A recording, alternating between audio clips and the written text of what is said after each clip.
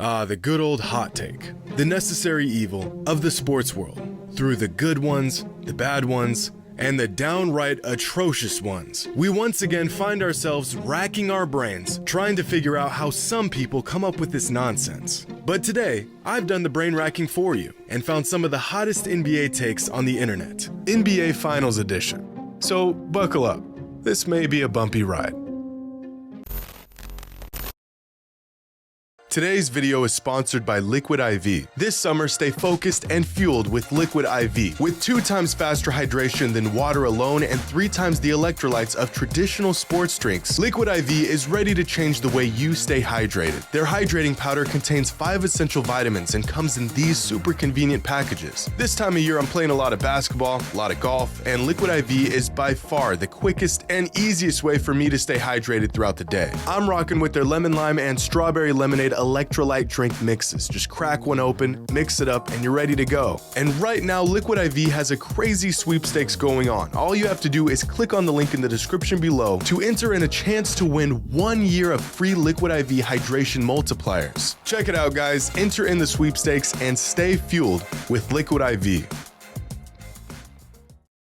With the NBA Finals upon us, I thought to myself, what better time to take a look at some hot takes? Per usual, I immediately regretted this decision, but it had to be done. So let's jump right in. Now, our first take has been around for decades, and regardless of how insane it is, fans continue to say that the NBA is rigged and scripted. And to that I say, what? First of all, reality is stranger than fiction. The best way to create incredible, captivating moments in sports would be to not script them. You think some dude rigged Kevin Durant eviscerating his calf in front of tens of millions of people? Or what about the Nuggets just sweeping the Lakers? Wouldn't it make infinitely more sense to allow most series to go into 6 or 7 games for more revenue? We had a very real chance at a Celtics-Lakers finals this season. In what universe do the script writers not choose that outcome? I wonder what Chris Paul thought when he got the script and saw that Luka Doncic was going to walk him like a dog on his way to his 87th second-round exit. If the NBA was truly rigged, why on earth would the most lucrative franchise in the league have virtually no success over the last 20 years? Oh, your team is one of the 29 teams that didn't win a championship this season? It couldn't be that they just weren't good enough. It's because the basketball overlords didn't have it in the script. The biggest suspicion comes from the way refs officiate the games, handing out more fouls to one team than another, making odd calls during crucial points in the game. And believe me, brothers, I'm right there with you. If I had $1 for every suspect call I saw in an NBA game, I'd have enough money to start my own franchise to complain about. But that's just the nature of sports. Sometimes things go your way, sometimes they don't. As much as we would like for refs to be mindless robots who get every call correct, they're human, just like us, and they make mistakes. This guy says the NBA is colluding to get the Lakers into the playoffs. Well, then I guess the NBA also colluded to get them swept in the conference finals. I know it's tough to watch your team lose, but of all the excuses we can make as fans, can we please stop resorting to this one? This is a bad take. Now, this next take comes from my man Bill Simmons, who had this to say about this year's Nuggets team. This Nuggets team is the best team I've seen in person in 5 years, since the 2018 Warriors. Not just better, but really probably beats anybody the last 4 years.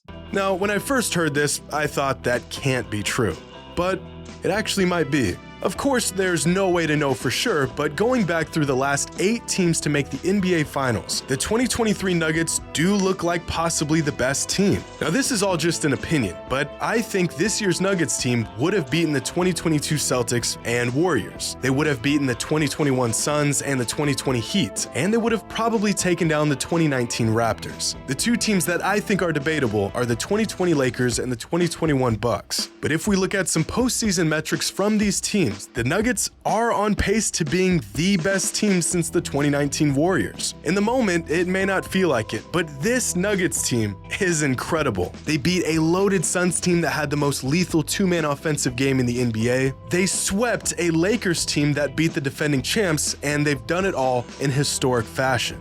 The 2023 Nuggets may just be the best team since the 2019 Warriors. The eye test backs this up, and the stats do as well. Now, this next take comes from a fan who says that if the Heat become the first team to win a championship as an 8 seed, it automatically becomes the greatest playoff run in NBA history.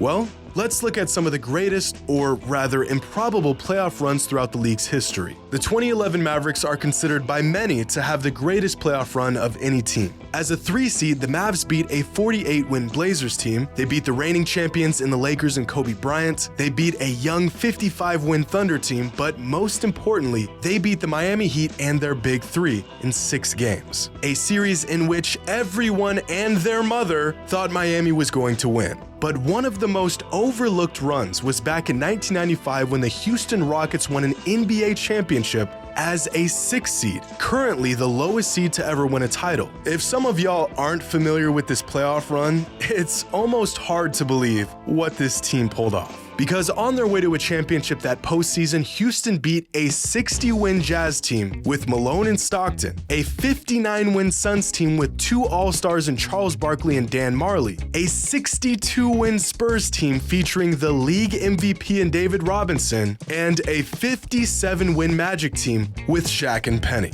A few years ago, I made a video on the most difficult championships ever won, and the Rockets title in 1995 was ranked number 1. In fact, if we add up the total amount of regular season wins from all the teams the Rockets beat that postseason, we get a whopping 238 wins. Compare that with the 2011 Mavericks and this year's Heat, as well as some other metrics, and it's clear that the Rockets had a much more difficult path to a championship.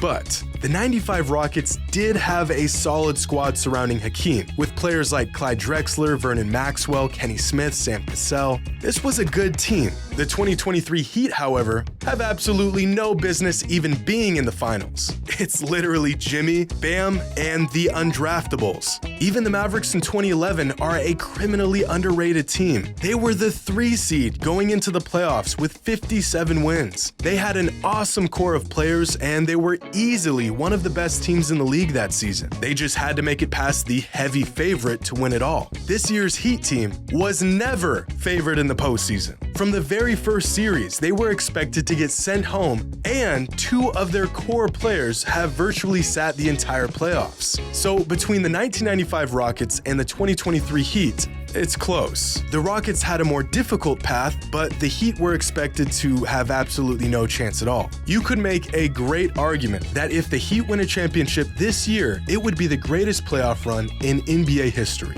And so this is a good take. And our last take comes from the legend himself, Mike Breen. During Game 1 of the NBA Finals, Breen had a take about Nikola Jokic that some people didn't really appreciate. And one of those people was in the booth with it. You marvel at his complete game. He passes like magic, he rebounds like Moses, shoots like Dirk. Rebounds like Moses? Are you Moses Malone? I know. You want to check yourself? Now, Mike Breen has watched a lot of basketball. He knows the game, and as much as this take seems like a reach, is it really? Breen says that Jokic shoots like Dirk, which is about the highest praise a big man can get, and the numbers support this. Well, kind of. On short jumpers, Jokic is historically efficient. Both Dirk and Jokic are equally as deadly with their long jumpers, and Dirk is a noticeably better three-point shooter. But there's context missing here, because Nikola Jokic only shoots 39% of his shots from outside 10 feet, whereas Dirk shot a whopping 77% of his shots from outside 10 feet. As efficient as the Joker is, Dirk is the gold standard for a shooting big. Breen also said Jokic passes the ball like magic. And sure, Jokic isn't the engine to the most exciting show in all of basketball, but in terms of moving the rock and getting open looks for his teammates, Jokic does pass like magic. In my opinion, Magic Johnson is still the greatest passer the game has ever seen. Jokic isn't quite that, but if you were to give your top 5 passers in NBA history, who would be on your list? Magic, Steve Nash, LeBron James, Chris Paul, Jason Kidd. Maybe you got John Stockton, Larry Bird, Isaiah Thomas. But Nikola Jokic is undoubtedly in this discussion. And the last comparison that Breen gave was that Jokic rebounds like Moses Malone. And this is where Mark Jackson really lost it, as if the statement was a massive reach. Because it kind of is. Moses Malone was a 6-time rebounding champion, arguably the greatest rebounder of all time. Moses had an 8-year stretch where he averaged 15 rebounds a game. Jokic can rebound with the best in the league, but he's not quite the board-grabbing machine that Moses was. So, in Breen's defense, Jokic can almost pass like magic, he's nearly the shooter Dirk was, and he's not quite the rebounder Moses Malone was. So, although it's a bit of a stretch, I do like this take. But unfortunately, that's all the racking my brain can handle in one sitting. But y'all know the drill. Leave a comment with your hot take, and as usual, the hotter, the better. Or worse. Hope you all enjoy it. And as always, until next time.